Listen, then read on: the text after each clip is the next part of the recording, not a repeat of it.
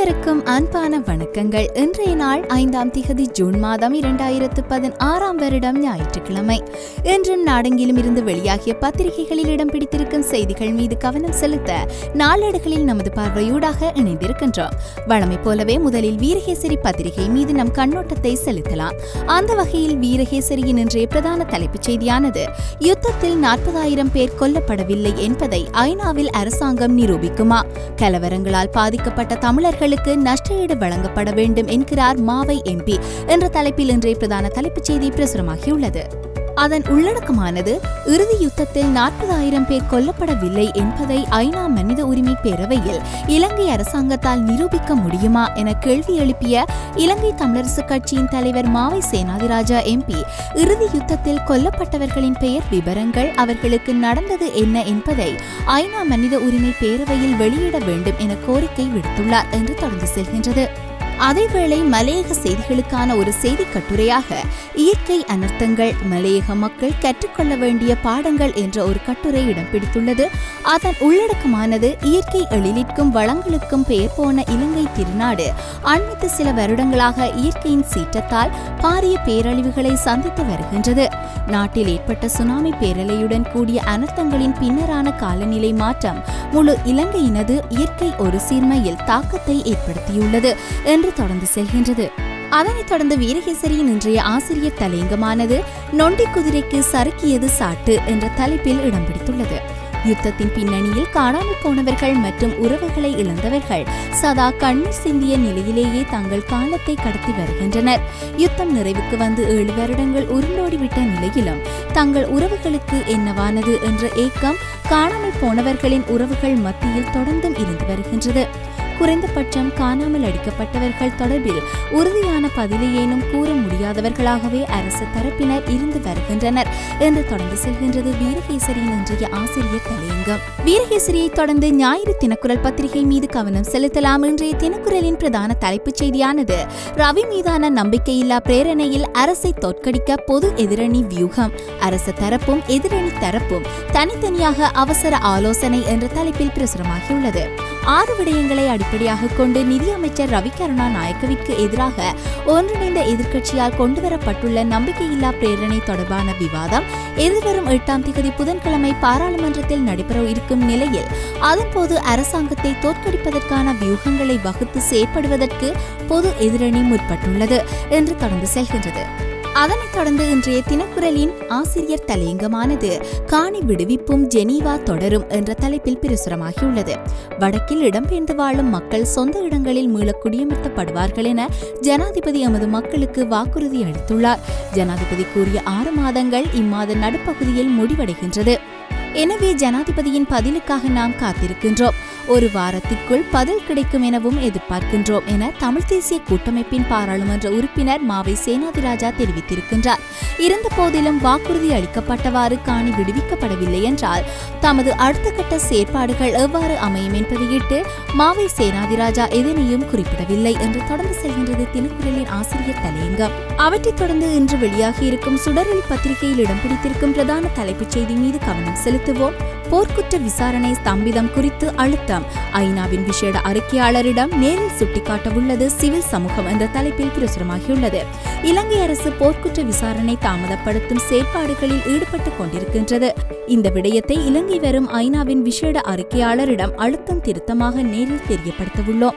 அத்துடன் போர்க்குற்ற விசாரணையை உடன் ஆரம்பிப்பதற்கு இலங்கை அரசுக்கு ஐநா அழுத்தம் வழங்க வேண்டும் என்பதையும் இதன்போது வலியுறுத்தவுள்ளோம். இவ்வாறு சிவில் சமூகத்தினர் தெரிவித்தனர் என்று தொடர்ந்து செல்கின்றது சுடரொளியின் இன்றைய பிரதான தலைப்புச் செய்தி. அதனைத் தொடர்ந்து சுடரொளியின் இன்றைய ஆசிரியர் தலையங்கம் மீது கவனம் செலுத்துவோம். இலக்குள்ள பயணம் யாரிடம் என்றவாறாக அமைய பெற்றுள்ளது இன்றைய ஆசிரியர் தலையங்கம். இலங்கை சுதந்திரமடைந்ததன் பின்னர் ஆட்சியை பெரும்பான்மை இனத்தவர்களான சிங்களவர்கள் பெற்றுக்கொண்டனர். அன்றிலிருந்து இன்று வரை தமிழினம் இந்த நாட்டை ஆட்சி செய்தது என்ற வரலாற்றை இல்லாது செய்ய வேண்டும் என்பதில் திட்டமிட்ட முறையில் தமது நடவடிக்கைகளை பெரும்பான்மையினர் முன்னெடுத்து வருகின்றனர்.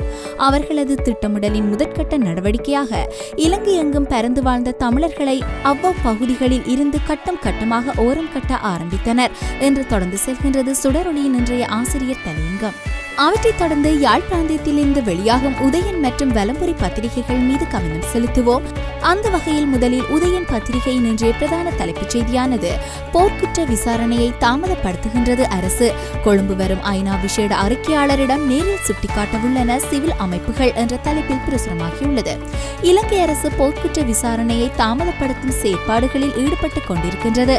இந்த விடயத்தை இலங்கை வரும் ஐநாவின் விசேட அறிக்கையாளரிடம் அழுத்தம் திருத்தமாக தெரியப்படுத்தவுள்ளதாக சிவில் சமூகத்தினர் தெரிவித்துள்ளனர் என்று நீண்டு செல்கின்றது உதயனின் இன்றைய பிரதான தலைப்புச் செய்தி.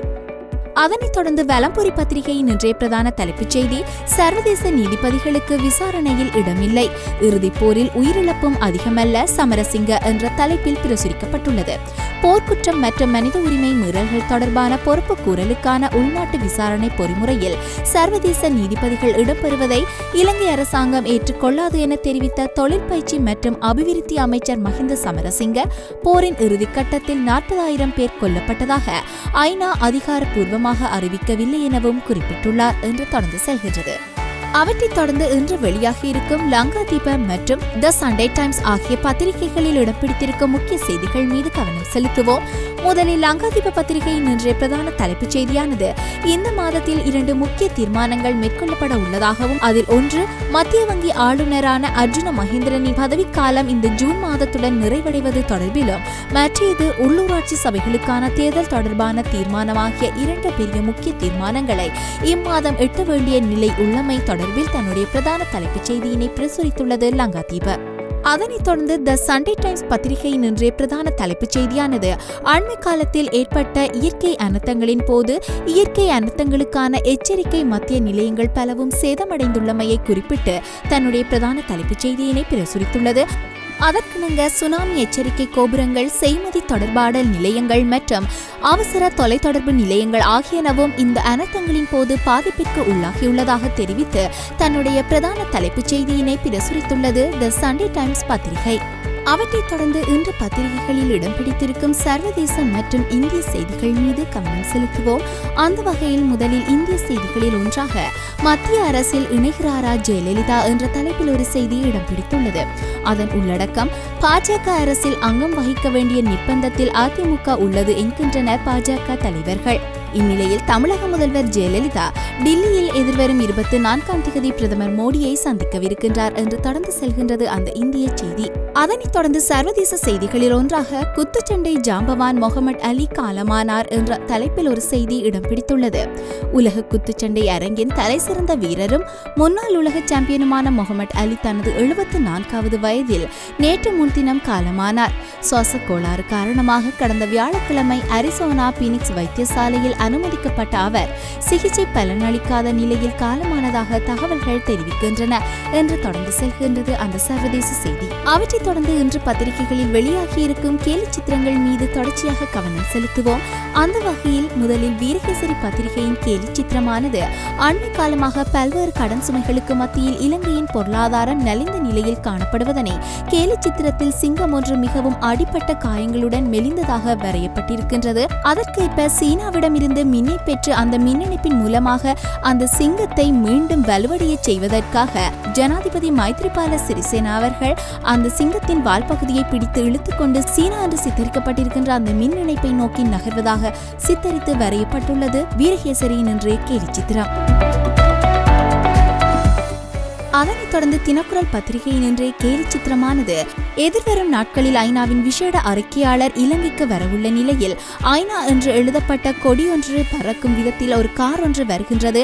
இங்கே இலங்கையில் நல்லிணக்க நடவடிக்கைகள் அனைத்தும் சுமூகமாக நடப்பது போன்று சித்தரிப்பதற்காக ஜனாதிபதி மைத்ரிபால சிறிசேன, பிரதமர் ரணில் விக்ரமசிங்க மற்றும் எதிர்க்கட்சித் தலைவர் இரா சம்பந்தன் ஆகிய மூவரும் கைகூப்பி வணங்கிய வண்ணம் அந்த அறிக்கையாளரை வரவேற்க காத்து நிற்பதாக சித்தரித்து தன்னுடைய கேலி சித்திரத்தினை வரைந்துள்ளது தினக்குரல்.